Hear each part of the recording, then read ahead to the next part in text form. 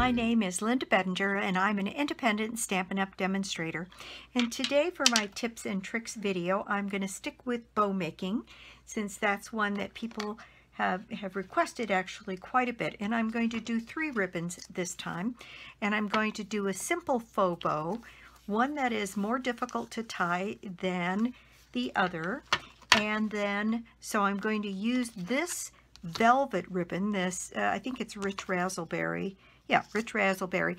This one is more difficult to tie a faux bow on because it's only got one side of the ribbon that you would want showing.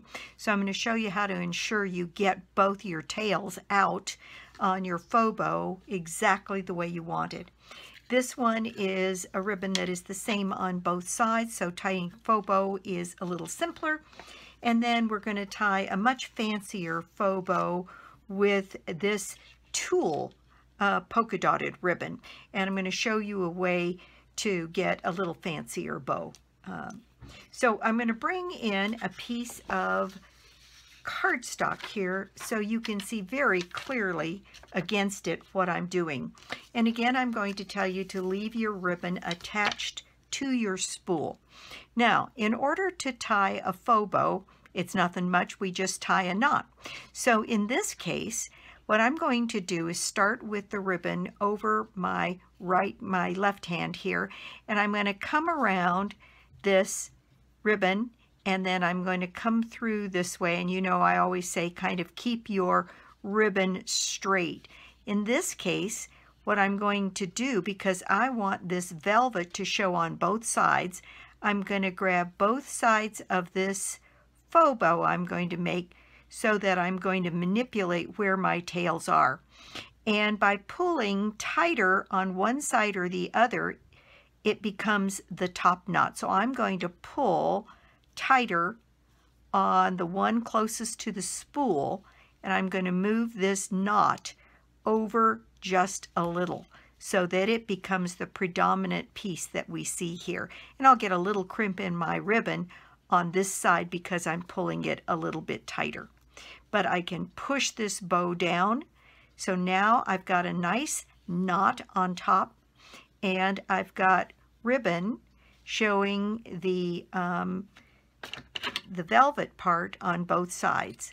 Now you can save a little on waste by keeping it attached to your spool, and there you've got a nice faux bow to put on your work.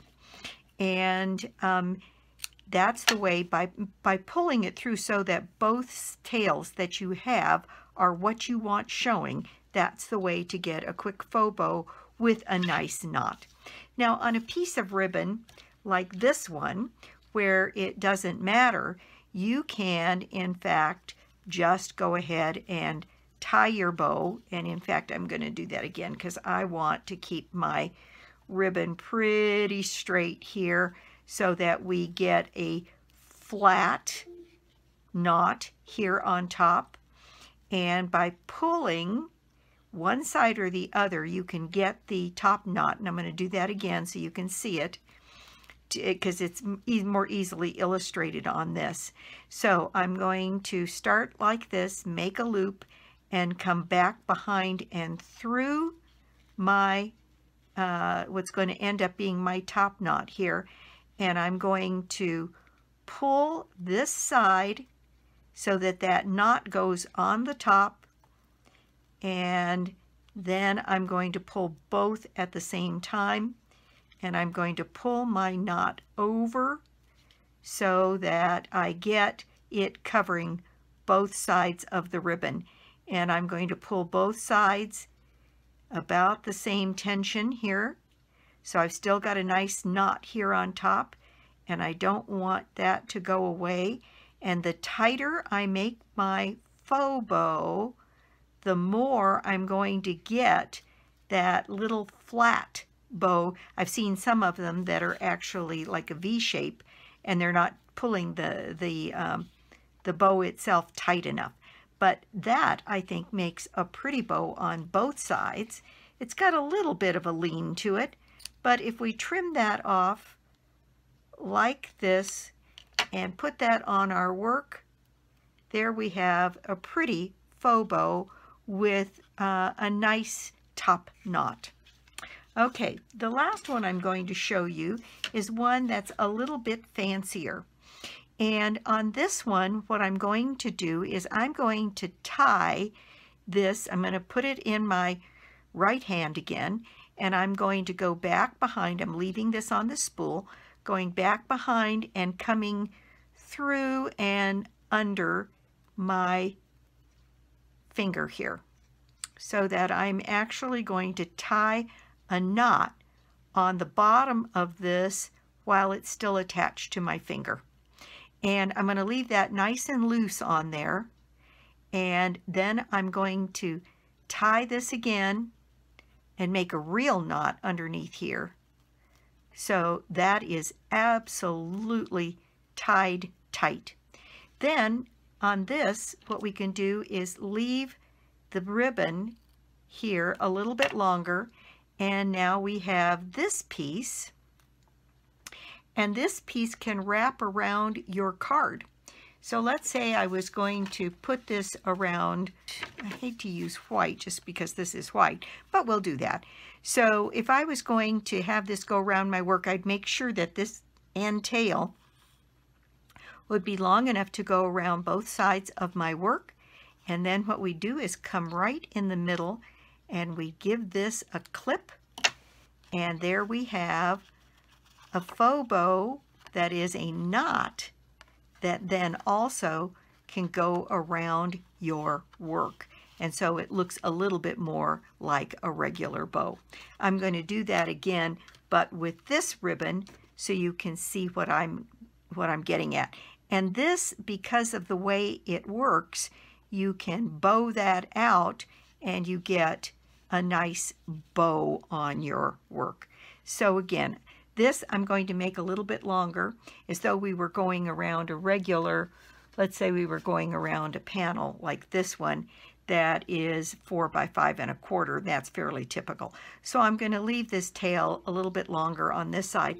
I'm going to come around here and just tie a knot around my finger. Here, I want that tail to be a little bit longer, so I'm going to make that go a little bit further here. So I'm going to start with a much longer tail here, and I'm going to come around underneath and through and tie that around my finger, and I'm going to make it a real knot by pulling this tight. Okay, and so there we go. Now I have my knot underneath my finger, and I'm going to pull that pretty tight. Then I'm going to take this piece off, and this I can easily wrap around my work on either side. And when we're done, we'll take the scissors and just clip this piece that was wrapped around my finger and manipulate it so that it goes a little bit out like this. And then you can trim your tails with a little bit of an angle on either side. Now, these aren't the best scissors.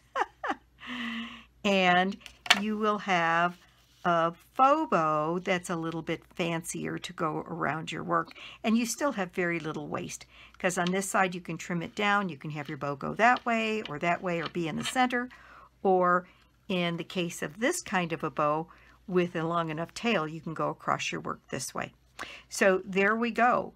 We have a simple faux bow here that we can get the side we want showing out by when we come through, making sure that the side we have out and pull with is the side we want showing. This one, which is got a pretty top knot and is more typical of the kind of ribbon, it doesn't matter which side shows. And then we've got two little faux bows that can go around your work and give you a little bit fancier take on tying that kind of a bow. So that's it for me today. A simple tip. I mean for these to be short. Next time we'll tackle a double bow.